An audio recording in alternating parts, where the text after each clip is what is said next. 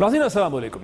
ناظرین، جیسا کہ آپ سب واقف ہیں کہ آج پاکستان کی سیاسی اور قانونی تاریخ کا ایک انتہائی اہم دن، جہاں وزیر اعظم نواز شریف صاحب سپریم کورٹ کے فیصلے کے نتیجے میں ڈسکوالیفائی ہوئے، ان کی کیبنٹ تحلیل ہو گئی، وزیر اعظم اور ان کے بچوں کے خلاف ریفرنسز اور پاکستان کے سابقہ ایک طرح سے کہیے فائنانس منسٹر جناب اسحاق ڈار صاحب کے خلاف بھی ریفرنسز جو ہیں وہ نیب پہ بھیج دیے گئے۔ ملک کی اکثر جو سیاسی جماعتیں ہیں، جس میں پاکستان پیپلز پارٹی بھی شامل ہے، جس کے لیڈر بلاول بھٹو نے اب سے تھوڑی دیر پہلے اپنی پریس کانفرنس کی، اس فیصلے کا انہوں نے خیر مقدم کیا، اسے انہوں نے ویلکم کیا، لیکن پی ایم ایل این نے کہا کہ وہ اس کے خلاف ایک ریویو میں جائیں گے۔ انہوں نے کہا کہ ایک بہت بڑی تاریخی ناانصافی ہوئی ہے۔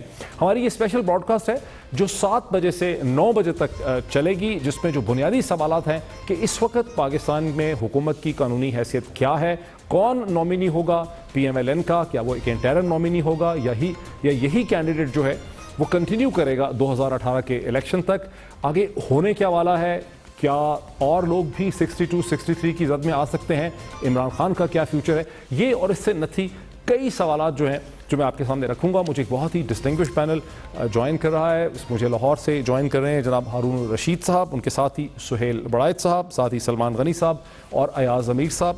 Very warm welcome to all of you. Haroon Rashid صاحب، آپ کیا سمجھتے ہیں کہ جو نامنی اس وقت پی ایم ایل این سامنے لے کر آئے گی، کیا یہ ایک انٹرم نامنی ہوگا جیسے کہا جا رہا ہے، یا یہ نامنی کنٹینیو کرے گا؟ سر، یہ نہیں کہا جا سکتا، اس لیے کہ یہ 45 دن کے لیے بھی ہو سکتا ہے اور 10 11 12 مہینے کے لیے بھی ہو سکتا ہے۔ یہ جب تک ہو نہ جائے، میرا نہیں خیال کہ اب کسی نتیجے پہ پہنچ چکے ہیں۔ انہیں دیکھنا ہوگا کہ پارٹی کس پہ متحد رہ سکتی ہے، ڈیلیور کون کر سکتا ہے۔ جتنے کینڈیڈیٹ ہیں ہر ایک کی ویکنیس ہیں، پرابلمز ہیں۔ خرم کو بنا دیں، بڑا تابع دار ہوگا لیکن ویک بہت ہے، کمزور ہے نفسیاتی طور پہ، بالکل ذرا سا دباؤ بھی نہیں سہ سکتا، چند منٹ کا دباؤ بھی نہیں سہ سکتا۔ اچھا، خواجہ اعظم اور احسن اقبال تو نکل گئے کھیل میں سے، شہباز شریف ہیں، حدیبیہ پیپر ملز کا مسئلہ ہے، اور تیسرا کس کا نام آ رہا ہے؟ شاہد خاقان عباسی صاحب بہت اچھے ہیں، بہت ہی ان کی عزت ہے، معتدل ہیں، بات کر سکتے ہیں، لیکن وہ قطر والی گیس کا قصہ ہے، وہ کوئی ایسا نہ ہو، کوئی انڈرسٹینڈنگ ڈیولپ انہیں کرنی ہوگی۔ پارٹی کے اندر بھی بہت مشکل مرحلہ ہے اور اسٹیبلشمنٹ کے ساتھ کام کر رہے ہیں، مرحلہ ان کی پاور بیس تو کمزور ہو چکی ہے، لہذا میں نہیں سمجھتا کہ بہت آسانی سے ہوگا۔ چودھری کی سپورٹ چاہیے ہوگی، اگین چودھری ایک انڈیپینڈنٹ آدمی، اچھا ہے برا جو بھی ہے، وہ مطلب بہت سے کمزور پہلو ہیں، اس کی سپورٹ، اور چھوٹے چھوٹے گروپ بنیں گے، گھبرائے ہوئے لوگ ہیں۔ دیکھیے نا سب کے چہروں پہ، کیا چہرے تو متغیر ہیں، مولانا فضل الرحمان کا چہرہ بھی متغیر تھا، انہیں خطرہ بھی ہے کہ کوئی پوچھ گچھ ہو سکتی ہے، کشمیر کمیٹی ہے، مفادات ہیں لاتعداد، یہ فلوئڈ سچویشن ہے، 2-3 دن میں پتہ چلے گا، ضروری نہیں ہے تو آر کو بھی فیصلہ کر میرے ساتھ رہیے، میرے ساتھ رہیے۔ سہیل بڑائچ صاحب، آپ نے لکھا بھی بہت اس سبجیکٹ کے اوپر، نہ صرف کالمز کی شکل میں بلکہ کتابوں کی شکل میں، پنجاب کی سیاست کی جو ریشہ زمانیاں ہیں ان پہ آپ کی بڑی گہری نظر ہے۔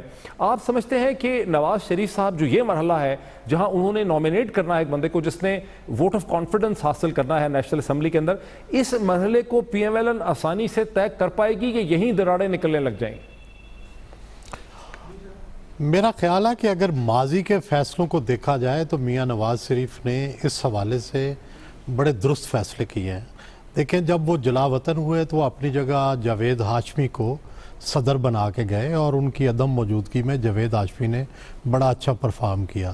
جب یہ پچھلی دفعہ وزیر اعظم تھے اور انہیں ایک وزیر اعلیٰ چاہیے تھا تو انہوں نے وائیں صاحب کو وزیر اعلیٰ بنایا، اور پیچھے بیٹھ کے شہباز شریف صاحب جو ہے وہ کام کرتے رہے۔ پھر جب شہباز شریف صاحب ابھی الیکٹ نہیں ہوئے تھے وزیر اعلیٰ، تو انہوں نے دوست محمد کھوسا کو بنایا، اور پیچھے بیٹھ کے شہباز صاحب خود کام کرتے رہے۔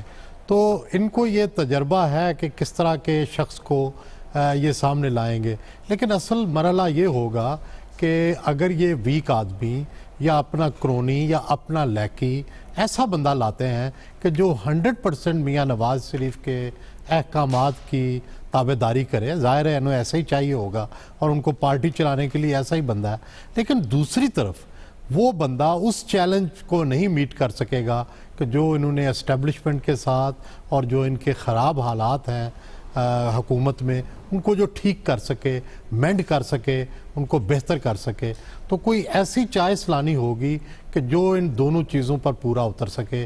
ایک طرف تو وہ اوپر اپنے معاملات گورننس ٹھیک کرے، نواز شریف کے ساتھ بھی ٹھیک چلے، ان کو بچانے کی بھی کوشش کرے اور پارٹی کو بھی لے کر آگے چلے، اور پھر شہباز شریف صاحب کو بھی یہ احساس ہو کہ وہ کوئی اپنی انڈیپینڈنس شو نہیں کر رہا، پکا نہیں ہو رہا، بلکہ وہ امانت جو ہے وہ شہباز شریف صاحب کے حوالے کرے گا جیسے کہ پارٹی نے طے کیا ہے۔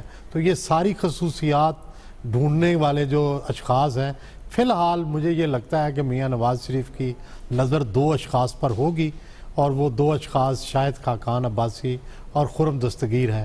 لیکن یہ درست ہے کہ چودھری نثار علی کی انپٹ بڑی اہم ہوگی، شہباز شریف صاحب کی انپٹ بڑی اہم ہوگی، اور یہ دو اشخاص میاں صاحب کو جو مشورہ دیں گے شاید یہ ان کے لیے بہتر ہوگا، کیونکہ اگلا سیٹ اپ چلانے میں میاں شہباز شریف کا بڑا کی رول ہوگا۔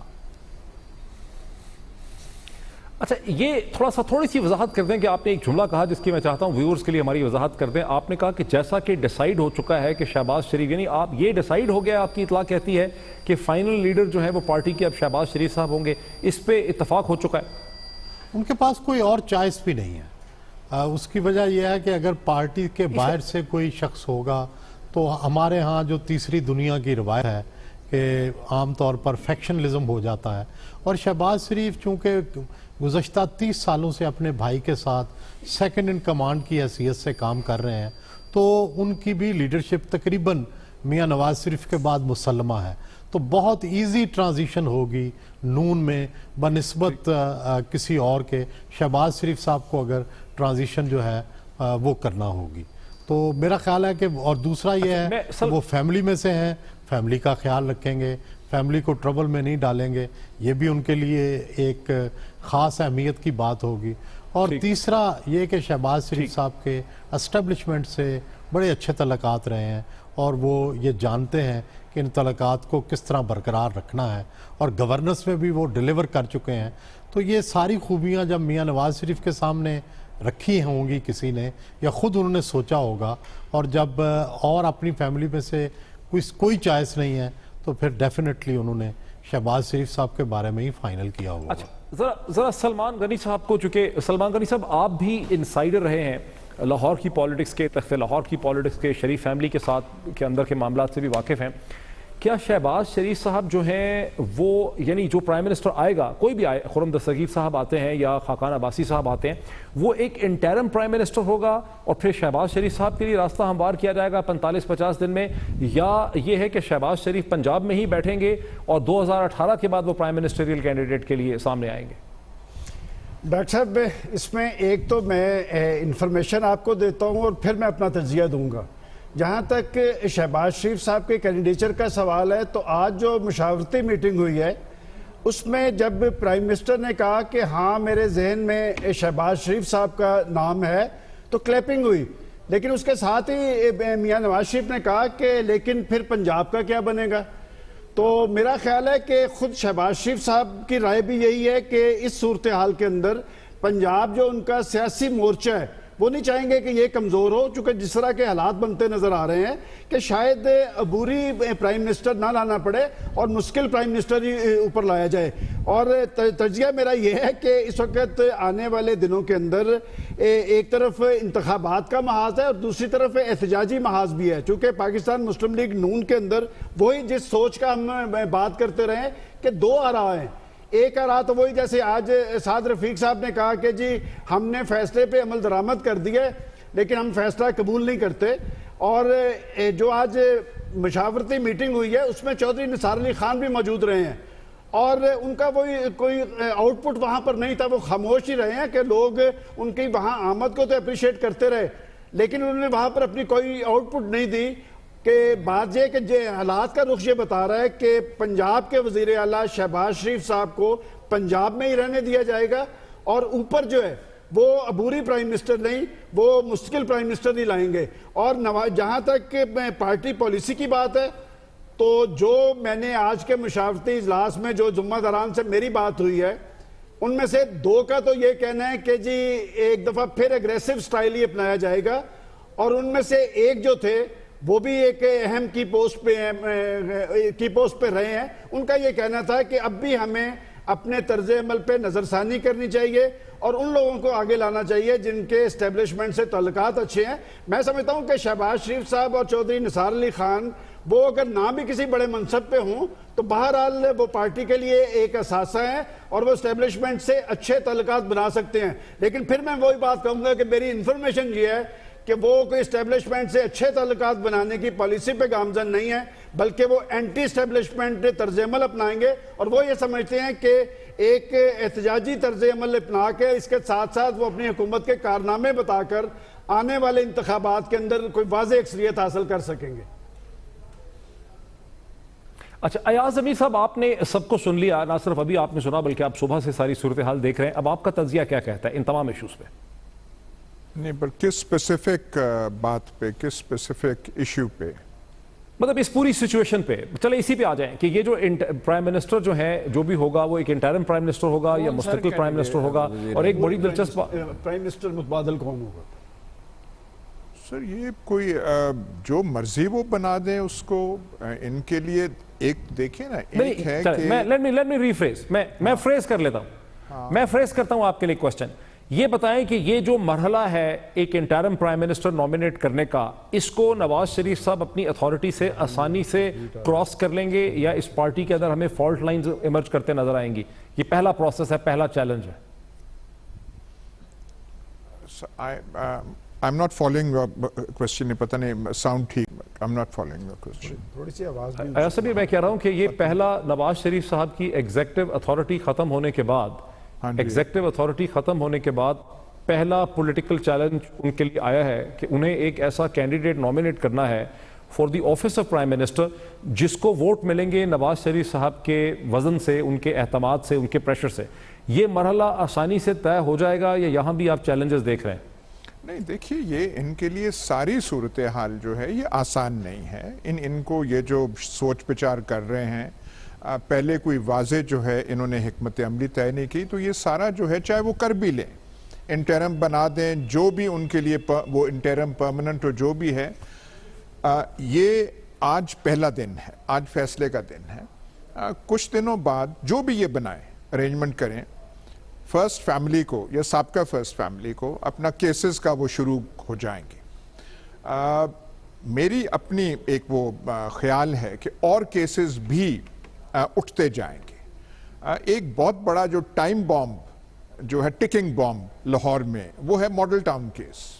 ماڈل ٹاؤن کیس جب اگر اس میں کوئی پیش رفت ہوئی اور وہ آگے گیا تو یہ جو ہم کہہ رہے ہیں کہ شہباز شریف یہ کریں گے وہ کریں گے، اس کی زد میں ڈائریکٹلی شہباز شریف آ جائیں گے۔ تو یہ سلسلہ جو آج فیصلے سے شروع ہوا ہے، یہ لگتا نہیں ہے کہ یہیں پہ تھمے گا، یہ چیزیں اب جائیں گی۔ تو پی ایم ایل نون کی جو بھی حکومت ہو، جو بھی ارینجمنٹ وہ بنائیں، وہ انڈر پریشر ہوگی۔ پریشر کی وجہ سے یہ ہمیشہ خطرہ رہے گا کہ اس میں کریکس پیدا ہوں، کئی لوگ اور ایسے سوچنے لگ پڑیں گے۔ اوپر سے جو عمران خان اور پی ٹی آئی کا ہے وہ آنسلاٹ، وہ جو اگریسو سٹانس ہے وہ وہاں پہ رہے گا۔ یہ اپنا رونا رو رہے ہیں، وہ کہہ رہے ہیں کہ یہ بہت بڑی فتح ہے، کرپشن کے خلاف جنگ ہے، وہ اپنا یہ چیز جو ہے جاری رکھیں گے۔ نون لیگ انڈر پریشر رہے گی۔ رن اپ ٹو الیکشنز تو بہت دور کی بات ہے، وہ ہفتہ بھی جو ہوتا ہے بہت لمبا ہوتا ہے۔ تو یہ جو کون ہوگا، شاہد خاقان، خرم دستگیر، یہ بے معنی سی چیزیں ہیں۔ مین تھنگ یہ ہے کہ جو سویلین آرڈر ہے بے پناہ پریشر کے نیچے آ چکا ہے اور پریشر میں وہ رہے گا۔ یہ ٹی وی وغیرہ پہ آ کے شور کرتے رہیں گے۔ اگر میرا خیال ہے کہ اگر ان کا یہ سوچ ہے کہ بڑا کوئی اردوان جیسا کوئی عوامی شورش ہوگی، ایسے کوئی یہاں پہ پنجاب میں چیز ہونے کو جا نہیں رہی۔ اچھا، تھوڑا سا بریک سے پہلے سہیل وڑائچ صاحب یہ واضح کر دیجئے کہ یہ جو عوامی رد عمل کی بات کر رہے ہیں، اردوغان کی بات کریں، آپ کو لگ رہا ہے کہ پی ایم ایل این کوئی ایسے موڈ میں ہے کہ کوئی احتجاج کرے، پریشر کرے، ایک طرف سے ریویو ڈال دے جیسا خواجہ سعد رفیق صاحب نے اشارہ دیا، اور دوسری طرف سے جو ہے سڑکوں پہ نکلے؟ کچھ آپ کو ایسی لگ رہی ہے صورتحال؟ میرا خیال ہے کہ ان کے اندر خواہش تو یہ ضرور ہوگی کہ آج کچھ لوگ چاہے اپنے طور پہ ہی باہر نکلتے، رد عمل دیتے، اور تاکہ ان کوارٹرز کو میسج ملتا جو نواز شریف سمجھتے ہیں کہ میرے مخالف ہیں، یا نون لیگ کے لوگ سمجھتے ہیں ہمارے مخالف ہیں۔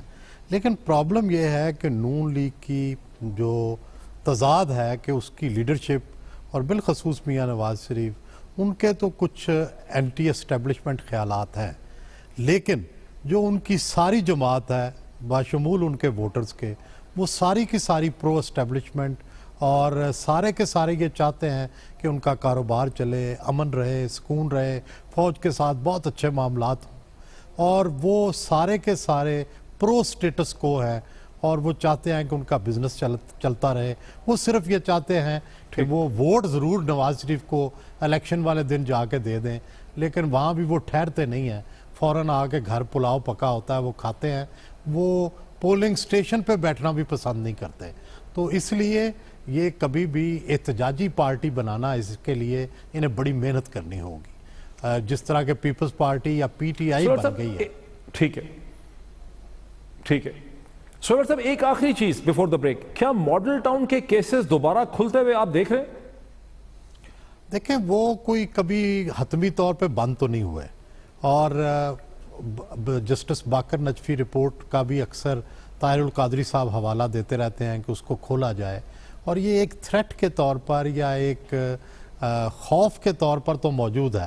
اگر بھٹو کیس جو ہے، محمد احمد خان کیس، وہ کئی سالوں بعد کھل سکتا ہے، تو ماڈل ٹاؤن کیس بھی جو ہے وہ ہمیشہ کے لیے بند تو نہیں ہوا۔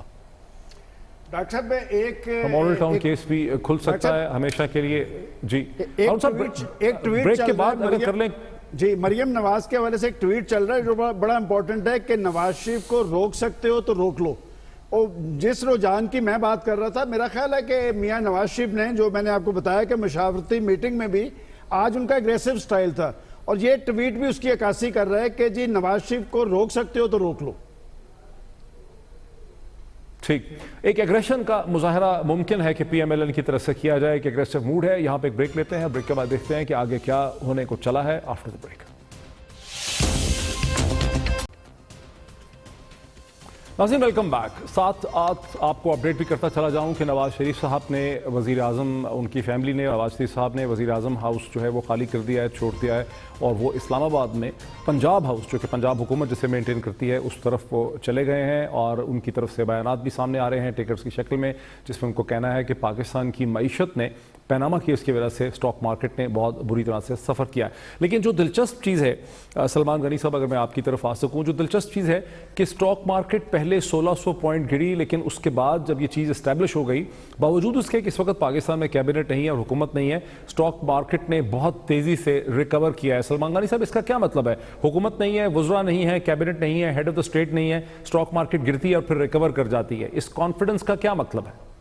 ڈاکٹر صاحب، یہ اسٹاک ایکسچینج کے معاملات تو آپ زیادہ بہتر جانتے ہوں گے، لیکن میں جو سمجھتا ہوں کہ بات یہ کہ ایک غیر یقینی کی صورتحال تھی پاکستان کے اندر، وہ فیصلہ ہو گیا ہے، جو فیصلہ ہونا تھا وہ فیصلہ ہو گیا ہے، اور وہ غیر یقینی کی صورتحال ایک دفعہ تو ختم ہوئی ہے۔ اب آنے والے وقت کے اندر حالات کیا رخ اختیار کریں گے یہ ہمیں دیکھنا ہے، اور مجھے نہیں لگتا کہ آنے والے دنوں کے اندر بھی کوئی پاکستان کے اندر اقتصادی استحکام ہو، چونکہ جو طرز عمل اس وقت نظر آ رہا ہے کہ جو زخمی ایک پارٹی ہے وہ لازمی ایک احتجاج کی کیفیت بنانے کی کوشش کرے گی، اور میرا خیال ہے احتجاج کی یہ کیفیت انہیں نہیں بنانی چاہیے، اس لیے کہ وہ پاکستان کے اندر مضبوط معیشت کا کریڈٹ لیتے نظر آ رہے ہیں، وہ اکنامک کوریڈور کی بات کر رہے تھے، وہ پاکستان کے عوام کی خوشحالی کا درس دے رہے تھے، انہوں نے پاکستان کی ترقی کے لیے اقدامات بھی کیے ہیں۔ میں سمجھتا ہوں کہ آج بھی جو سوچ اور اپروچ ان کی پارٹی کے اندر ہونی چاہیے اور جو انہیں اختیار کرنی چاہیے بطور جرنلسٹ، جو پاکستان کے مفاد میں یہی ہے کہ وہ ایک ذمہ دارانہ طرز عمل اختیار کریں، اور حکومتیں تو ابھی تک جو فیڈرل گورنمنٹ ہے وہ بھی ان کی بنتی نظر آ رہی ہے، پنجاب کے اندر ان کی حکومت ہے، لیکن عملاً ایسا ہوتا مجھے نظر نہیں آ رہا۔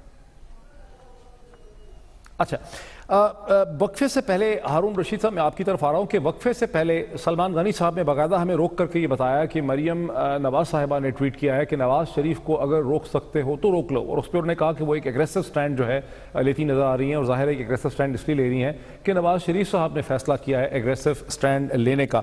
मेरा आपसे सवाल है कि कुछ लोग ये सवाल पूछते हैं कि नवाज शरीफ साहब की जो ज़ाती सियासत है वो अब ख़त्म हो जाएगी, वो इसको होल्ड नहीं कर सकेंगे। आपको क्या समझ आ रहा है कि नवाज शरीफ साहब एग्रेसिव स्टैंड लेके अपनी सियासत को कंटिन्यू कर पाएंगे, या प्रोसेस हिस्ट्री इस किस्म का है कि ये अब सियासत नहीं, उस पर हावी नहीं रह सकेंगे? सर सवाल ही पैदा नहीं होता। ये स्कूल के बच्चों वाली हरकतें, रोक सकते हो तो रोक लो, इसका मतलब क्या है? रोक दिया ना, निकाल दिया उसको, रोकने का क्या मतलब है? निकाल दिया। और जद्दा नहीं भाग गए थे। ये किसकी पैदावार है यार? ये कहाँ से आए हैं? ये पार्टी उस तरह की नहीं है, कारकुनों की उस तरह की तरबियत नहीं है। सेल्फ पिटी की तस्वीरें बने हुए थे, खुद तरहमी की।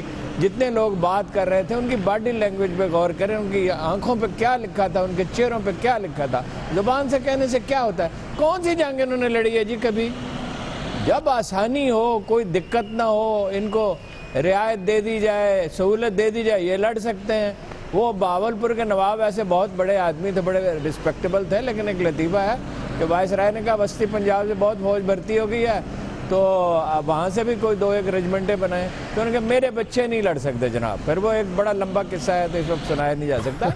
क्या बातें करते हैं यार? सुहेल बड़ाई साहब, मैदान सुहेल बड़ाई कहाँ है? मेरी बात सुनिए, कहाँ है लोग कराची में, कहाँ है लोग लाहौर में, कहाँ है रावलपिंडी में, शेखुपुरा में, गुजरांवाला में? वो शेखुपुरा का एमएनए कहता था वर्दियां गीली कर देंगे, कहाँ है वो? आज तो कहीं नजर नहीं आया वो।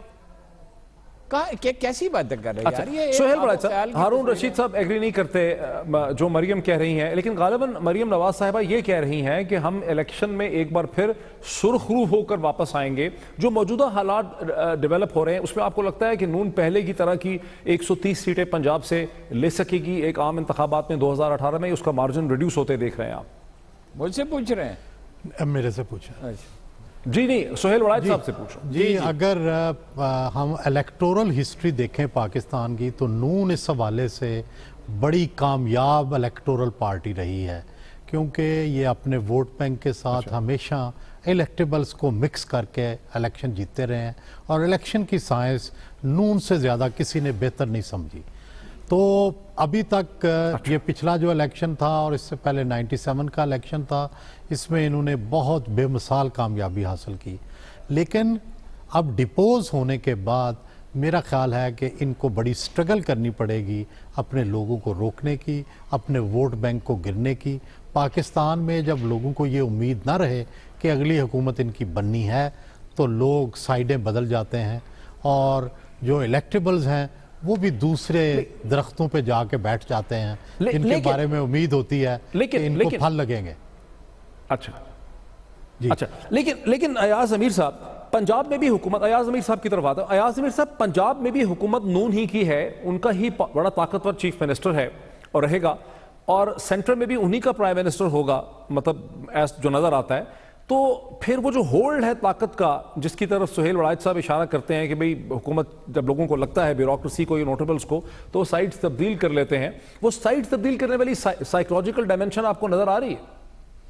सर देखिए, आज का जो फैसला है उसका इम्पैक्ट कोई थोड़ा है। जब आप इन इल्ज़ामात में किसी को लगाएं तो वो पूरे तूल और अर्ज़ में नहीं फैल गया। पंजाब में वो सारा कुछ जो है वो नहीं फैल गया, सारों को इसका वो पता नहीं चल गया। इसका अमलन इस्लामाबाद में इस वक्त सिविलियन हुकूमत नहीं है। वज़ीर आज़म हाउस में थे, लेकिन फैसले जो थे कहीं और हो रहे थे। अफ़गानिस्तान के साथ कई मसाइल हुए हैं हालिया हफ्तों में। किसी ने पूछा है प्राइम मिनिस्टर से? कोई प्राइम मिनिस्टर और जो हम इस्टेब्लिशमेंट कहते हैं उनकी कोई मुलाकात इन हफ्तों में कोई हुई है? नून लीग की हुकूमत पनामा की वजह से कमज़ोर हो गई थी, ज़ख्म शुदा हो गई थी। पंजाब में भी ऐसी हालत होगी, पंजाब में भी ऐसे वो अथॉरिटी ऐसे गवर्नमेंट की रह नहीं जाती। اور یہ آپ دیکھ لیں جو اپوزیشن پارٹیز ہیں، اب عمران خان ہیں، انہوں نے آج شاید وہ اعلان کیا، کل پرسوں پتہ نہیں کہاں پہ وہ ریلی نکالیں گے، وہ اپ سوئنگ پہ ہیں، وہ اوپر جا رہے ہیں، یہ دباؤ میں رہیں گے۔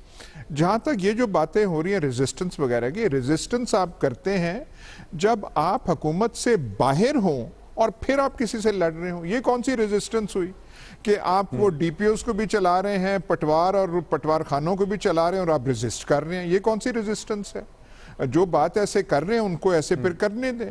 وہ تو نون لیگ جو ہے، یاد رہے مشرف صاحب کے پورے دور میں 50-100 آدمیوں سے زیادہ کبھی مال پہ وہ کٹھے لوگ نہیں کر سکے۔ کون سی کبھی مال روڈ پہ لا نہیں سکی۔ ایاز علی صاحب، مجھے ایک بریک لینے دیجئے، مجھے بریک لینے کے لیے کہا جا رہا ہے۔ ناظرین بریک لیتے ہیں، شارٹ بریک لیتے ہیں، ہمارے ساتھ رہیے اور پھر واپس آ کے اس کوسچن کو ایڈریس کرتے ہیں کہ آگے کیا ہوگا آفٹر دا بریک۔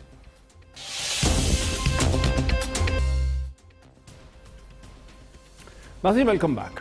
سیدھا چلتا ہوں سہیل وڑائچ صاحب کی طرف۔ سہیل وڑائچ صاحب، کیا نواز شریف صاحب جب نکلیں گے تو پنجاب کے مضافات میں، قصبوں میں لوگوں کو یہ سودا بیچ سکیں گے سیاسی طور پر کہ میں ایک بین الاقوامی سازش کا شکار ہوا ہوں یا اسٹیبلشمنٹ کی سازش کا شکار ہوا ہوں، یہ اور کرپشن نہیں تھی؟ یہ جو آج سٹینڈ لیا ہے خواجہ سعد رفیق صاحب نے، بہت سے اور لیڈروں نے اپنی پریس کانفرنس میں، کہ یہ کیا کرپشن تھی کہ بیٹے سے پیسے نہ لینے کے اوپر ایف زیڈ ای کیپٹل میں وہ جو ہیں ان کو ڈسکوالیفائی کر دیا گیا، ان کے خلاف کوئی کرپشن ثابت نہیں ہو سکی، یہ ان کی تھرسٹ تھی۔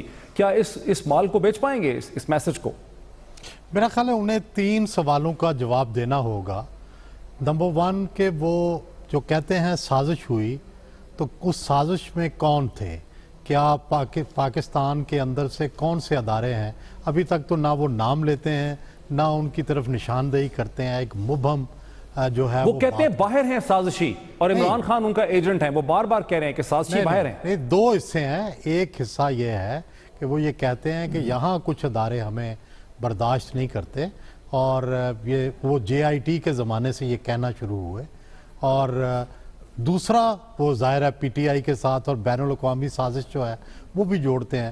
لیکن میرا خیال ہے کہ یہ کوئی ایسا لگتا نہیں ہے کہ اس کا کوئی وزن ہو بین الاقوامی سازش والی کہانی کا، ماسوا اس کے کوئی ثبوت آ جائے، کوئی جیسے بھٹو صاحب کے زمانے میں لگتا تھا کہ ایٹم بم کا معاملہ ہے، اور بعد میں افغانستان کے اندر روس کی مداخلت بھی ہوئی، امریکہ کو ضرورت بھی پڑی، تو وہ ایسے لگتا تھا کہ ایک بین الاقوامی اس کے اندر کوئی کردار تھا یا نہیں، وہ الگ بات ہے۔ تو اچھا، پھر ایک اور بات ہے کہ یہاں کرپشن کی جو ان کے اوپر الزامات لگے یا منی لانڈرنگ کے الزامات لگے، اس کا کوئی کاؤنٹر نیریٹو بھی پیش نہیں کر سکے، نہ جے آئی ٹی کے اندر، نہ سکرین کے اوپر، اور نہ عوامی طور پر۔ تو یہ 3 انہیں چیلنج درپیش ہوں گے اگر انہوں نے عوام کے اندر کوئی اپنا نیریٹو یا اپنا کیس بنانا ہے کہ ان کے خلاف اندرونی سازش ہوئی، کوئی ادارے انوالو تھے۔ دوسرا یہ کہ ان کے پاس بڑا سالڈ جو تھا وہ دلائل تھے، ان کا کیس بڑا مضبوط تھا، لیکن اس کو ریجیکٹ کیا گیا۔ اور تیسرا یہ عالمی سازش جو ہے، اس کے کہیں ڈانڈے انہیں ملانے پڑیں گے۔ ابھی تک تو ان تینوں میں مجھے وزن نظر نہیں آتا، ماسوا اس کے کہ وہ یہ کہہ سکتے ہیں کہ بعض لوگوں نے ان کو نکالنے کی سازش کی، لیکن ان کے بھی جب وہ نام نہیں لیں گے، سازش کو تش تش بام نہیں کریں گے، تو وہ کس طرح سے ان کی کہانی بنے گی؟ جی سلمان غنی صاحب، آپ نے ہی بریک سے پہلے، ہمارے پچھلے وقفہ جو تھا، وقفے سے پہلے جو حصہ تھا، اس میں آپ نے ہی ہمیں یہ خبر دی تھی کہ وہ ایک ایگریسو اسٹریٹجی اور ایگریسو اسٹریٹجی پلان کرتے ہیں۔ مریم بی بی بھی اسی کی طرف اشارہ کر رہی ہیں، لیکن وہ ایگریسو اسٹریٹجی میں ان کو جو یہ ثابت کرنا پڑے گا کہ کرپشن میں نے نہیں کی، مجھے ناحق مارا گیا ہے، ناحق ہٹایا گیا ہے، وہ اس کو بیچیں گے کیسے؟ دیکھیں ڈاکٹر صاحب، بیچیں گے وہ ویسے ہی جیسے سیاسی لیڈرشپ بیچتی ہے، اور وہ انتخابی محاذ اور احتجاجی محاذ دونوں کو گرم کریں گے۔ اور احتجاج، میں تو یہ سوچ رہا ہوں کہ جب پنجاب کے اندر ان کی حکومت ہے تو اس صورتحال کے اندر وہ اپنا احتجاج کس طرح منظم کریں گے، کس کے خلاف کریں گے۔ ابھی جو سوال آپ نے سہیل وڑائچ صاحب سے کیا ہے، دیکھیں ایک بات تو وہ کہتے نظر آ رہے ہیں کہ جی ہمارے خلاف سازش ہوئی ہے، اور وہ بنیاد بنا رہے ہیں اکنامک کوریڈور کو۔ ڈاکٹر صاحب، اکنامک کوریڈور کے حوالے سے پاکستانی قوم یہ سمجھتی ہے کہ اکنامک کوریڈور کے نتیجے میں پاکستان اقتصادی بحالی اور خود انحصاری کی منزل کی طرف جا رہا تھا اور وہ انہوں نے اپنے ساتھ اٹیچ کیا ہے. دیکھیں اقامتی کوریڈور کا منصوبہ پاکستان مسلم لیگ نون کا منصوبہ نہیں تھا, یہ پاکستان کا منصوبہ ہے اور یہ پایہ تکمیل تک بھی پہنچے گا, لیکن انہوں نے بڑی خوبصورتی سے اسے اپنے ساتھ اٹیچ کیا ہے. پاکستان کے لوگوں کے بھی ایک جذبات ہیں. دوسرا جو چیز ہے وہ پاور پروجیکٹس اور خاص طور پہ اگر دیکھا جائے پچھلے دنوں سے لوڈ شیڈنگ خاصی حد تک کم ہوئی ہے. دیکھیں شہروں کے اندر 6, 7, 8 گھنٹے کی لوڈ شیڈنگ چل رہی ہے, اسی طرح دیہاتوں کے اندر بھی کچھ کمی آئی ہے. یہ ایک طرف وہ اپنی حکومتی کارکردگی بتائیں گے, دوسری طرف وہ یہ کہیں گے کہ ہمارے خلاف سازش ہوئی ہے. پھر ان کے پاس ایسے ہاکس موجود ہیں جو سیاسی محاذ کو گرم رکھیں گے, اس لیے کہ عمران خان اور ان کے ساتھی بھی جس صورتحال جو طرز عمل انہوں نے اختیار کیا ہے, دیکھیں یہ آنے والا وقت جو ہے, آنے والے حالات جو ہے یہ عام انتخابات کی طرف بڑھ رہے ہیں. دونوں نے اپنی اپنی کارکردگی بتانی ہے اور مجھے لگتا ہے کہ یہ پاناما کا بخار جو ہے, آج فیصلہ تو آ گیا ہے لیکن آنے والے انتخابات کے اندر بھی پاناما ایشو رہے گا. آنے والے انتخابات میں بھی پاناما ایشو رہے گا اور نواز شریف صاحب نے انتہائی کمال مہارت سے لوگوں کے ذہنوں میں یہ بات بٹھا رکھی ہے کہ سی پیک جو ہے چائنا پاکستان اکنامک کوریڈور, اس کے خالق وہ ہیں. اس پہ مزید بات کریں گے. یہ سارا پینل جو ہے یہ ہمارے ساتھ ہے. خبروں کے لیے ایک بریک کریں گے, خبروں کی بریک کے بعد یہی پینل جو ہے ہمارے ساتھ کنٹینیو کرے گا. کچھ اور ایکسپرٹس بھی قانونی اور کانسٹیٹیوشنل ایشوز کے ساتھ ہمیں جوائن کر پائیں گے after the break, after the news break.